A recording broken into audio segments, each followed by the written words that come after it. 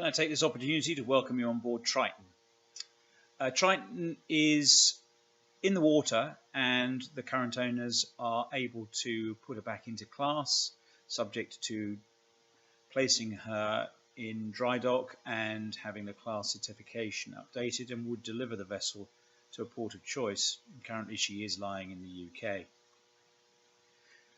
Her main specifications are 98 metres length overall, which is about 321 feet, with a beam of 22.5 metres or 73 foot 10.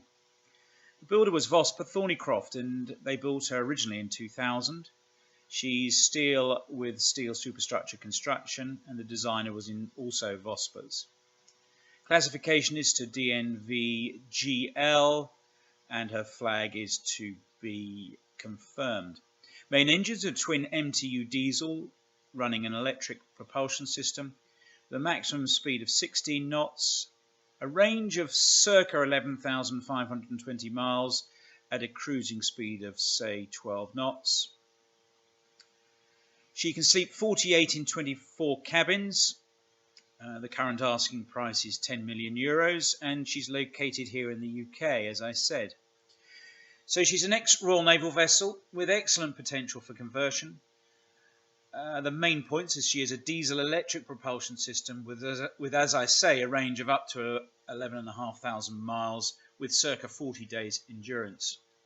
She offers an extremely stable and large platform, capable of handling helicopters, large tenders and yachts, and indeed she has twin davits port and starboard that allow you to launch and retrieve smaller rib-style tenders whilst at sea. She's obviously built to Royal Navy standards with additional safety features, redundant systems, including spare main engine. Triton is almost in commission and a very attractive proposition to convert to a support vessel.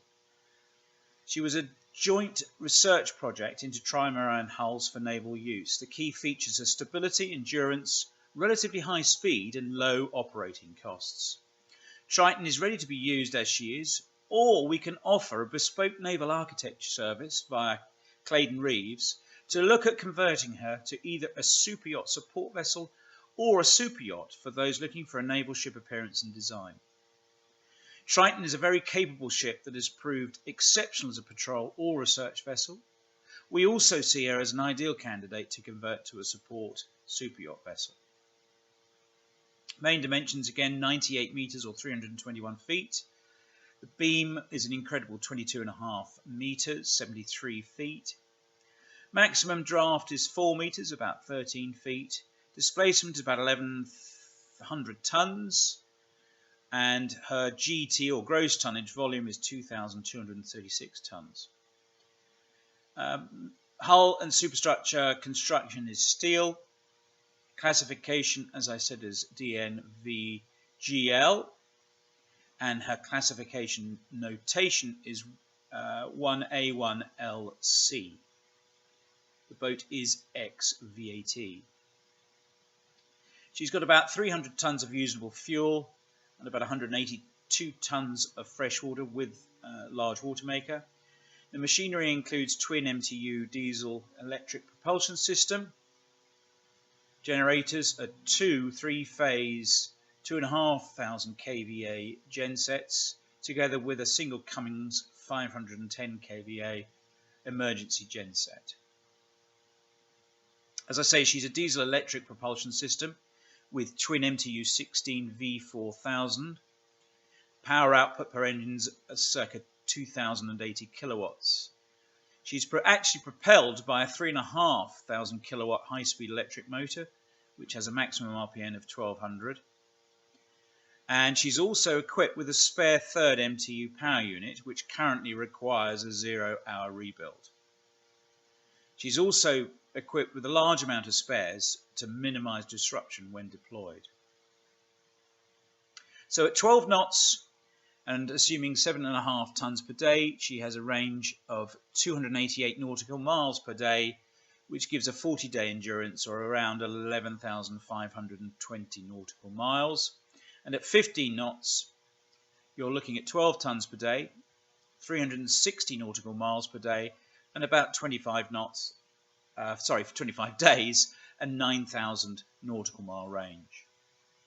She's also fitted with an auxiliary propulsion system, which their shuttle thruster units on either outboard hulls, and these are propelled by three-phase motors and fixed pitch propellers. There's also a 240 kilowatt bow thruster. The vessel's fitted with air conditioning, refrigeration systems, a three-phase 440 volt system, fridge compressors.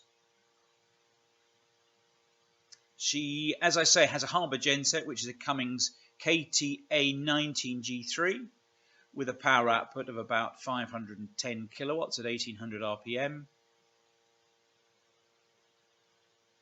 The main propulsion is looked after by an HMA power systems management system. The motor is an HMA 1800 volt electric motor. And she's also fitted with a state-of-the-art integrated navigation system. Twin Sperry Marine Bridgemaster radars, Lytton Marine System gyro compass, Walker anemometer, PA system, Navtex, handheld radios, echo sounder, GMDSS radios, one Sailor handheld and two Sperry handhelds. There's an HF radio. She has a Thrane and Thrane SAT-C system, 3 GPS displays, AIS, barometer, magnetic compass, and that pretty much is the list of electronics and navigation gear. Domestic appliances you'd expect as a full service galley for up to 50 odd personnel. At the moment she's configured with 48 berths in total. Many cabins are en suite, and there's a mix of single and double cabins which are provided with bunks, storage and desks. Cabins are connected via automatic telephone exchange system. Common living areas comprise external lounge, a common mess area with TV, video and DVD facility. There are some unused spaces which could also be converted to a living accommodation or as storage as required. So some general comments about her. She was a research ship and is developed as a technology demonstrator for the Royal Navy's Future Surface Combat frigate requirement, and was due to enter service from 2013 and replace the Type 23 frigates. Sadly, we ran out of money, I gather. The Triton is the world's largest motor-powered trimaran vessel, apart from those now developed by the American Navy, who took this on and developed a number of them, I gather. Quinetic, formerly the DERA, Defence Evaluation Research Agency, funded the design and the manufacture of the vessel originally, which is to be used to quantify the structural and seakeeping performance of the trimaran hull system. In August 1998, the UK Ministry of Defence awarded a contract to Vosper to construct the trimaran, and Triton was launched in May 2000 and delivered. She then began a 2-year risk reduction trials program for the UK MOD and the US Department of Defence.